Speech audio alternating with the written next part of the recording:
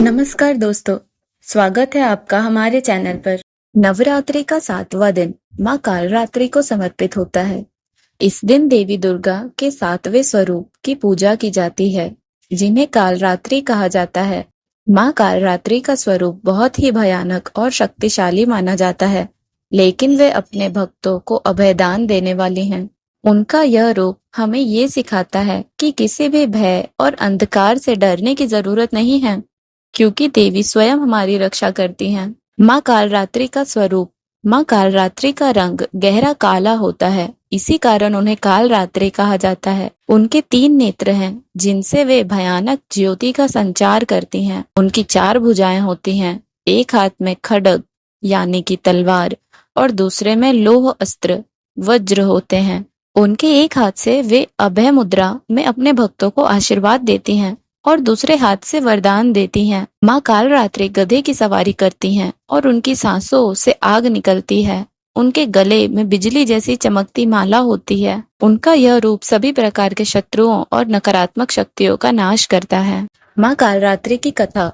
माँ कालरात्रि की कथा देवी दुर्गा के 7वें स्वरूप के रूप में जुड़ी हुई है। यह कथा उस समय की है जब दानवों और असुरों ने स्वर्ग में हाहाकार मचाना शुरू किया था। वे अपने अत्याचारों से देवताओं को परेशान कर रहे थे और अराजकता का माहौल बना हुआ था। राक्षसों का सबसे बड़ा सेनापति रक्तबीज था, जिसकी एक विशेष शक्ति थी कि जब भी उसके खून की एक बूंद धरती पर गिरती तो उससे एक नया राक्षस जन्म लेता था। इस शक्ति के कारण रक्तबीज को मारना असंभव हो गया था। देवताओं ने भगवान शिव और भगवान विष्णु से सहायता मांगी और उनके कहने पर माता पार्वती ने अपने भयंकर स्वरूप को धारण किया। माँ पार्वती ने स्वयं को कालरात्रि के रूप में प्रकट किया ताकि रक्तबीज का अंत किया जा सके। जब माँ कालरात्रि ने युद्ध भूमि में प्रवेश किया तो उनका रूप देखकर सभी राक्षस कांप उठे। उनके शरीर से निकली अग्नि और उनके भयानक रूप ने युद्ध भूमि को हिला दिया। माँ कालरात्रि ने अपने खड्ग से रक्तबीज के सैनिकों को समाप्त करना शुरू किया, लेकिन जैसे ही रक्तबीज पर वार किया गया तो उसके खून की बूंदें धरती पर गिरती, वैसे ही हर बूंद से एक नया रक्तबीज जन्म लेता। यह चक्र चलता रहा, जिससे युद्ध और कठिन हो गया। तब माँ कालरात्रि ने एक विशेष उपाय निकाला। उन्होंने रक्तबीज पर जब वार किया तो उन्होंने उसके खून की हर बूंद को अपनी जिह्वा पर पकड़ लिया, ताकि उसका खून धरती पर न गिरे और नए राक्षस पैदा न हो। माँ कालरात्रि ने एक एक बूंद को पीते हुए रक्तबीज का संपूर्ण रूप से संहार कर दिया। इस प्रकार रक्तबीज का अंत हो गया और देवताओं को उसकी आतंक से मुक्ति मिली। माँ कालरात्रि का यह भयंकर और शक्तिशाली रूप दर्शाता है कि कैसे देवी ने अपने भक्तों की रक्षा के लिए स्वयं का बलिदान किया और पूरे ब्रह्मांड को राक्षसों के अत्याचारों से मुक्त किया। इस कथा से यह शिक्षा मिलती है कि चाहे कितनी भी बड़ी विपत्ति क्यों न आए, माँ कालरात्रि अपने भक्तों की हर तरह से रक्षा करती हैं और अज्ञानता, भय और बुराई का अंत करती हैं। इस कथा के माध्यम से माँ कालरात्रि का स्वरूप हमें यह बताता है कि भले ही संसार में कितना ही अंधकार क्यों ना हो, सच्चे श्रद्धालुओं की रक्षा देवी स्वयं करती हैं और उनका भयंकर रूप बुराई का नाश करने के लिए प्रकट होता है। माँ कालरात्रि की पूजा विधि। नवरात्रि के 7वें दिन माँ कालरात्रि की पूजा करने से भक्त के सभी भय, दुख और संकट दूर हो जाते हैं। इस दिन माँ की पूजा में गूगल धूप, लाल फूल, गुड़ का भोग और नीले रंग के वस्त्रों का विशेष महत्व होता है। माँ कालरात्रि को मालपुओं का भोग लगाया जाता है। माँ की पूजा करते समय निम्न मंत्र का जाप करना शुभ माना जाता है।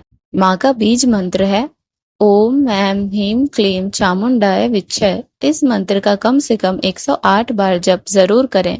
माँ कालरात्रि का ध्यान मंत्र इस प्रकार है। एक वेणी जपाक कर्णपुरा, नग्न खर स्थिता, लंबोष्टि कर्णिका कर्णी, पहला भक्त शरीरिणी, वाम पादोल सल्लोह, लता कंटक भूषणा, वर्धन मूर्ध ध्वजा कृष्णा, कालरात्रि भयंकरा। इस ध्यान मंत्र के माध्यम से माँ कालरात्रि के भयंकर और शक्तिशाली स्वरूप का ध्यान किया जाता है। मंत्र का उच्चारण भक्त को नकारात्मक शक्तियों और भय से मुक्ति दिलाता है। माँ कालरात्रि की पूजा से हमें भय मुक्ति का अनुभव होता है। उनका नाम काल और रात्रि से बना हुआ है, जिसमें काल का अर्थ होता है समय और मृत्यु, जबकि रात्रि का मतलब अज्ञानता और अंधकार है।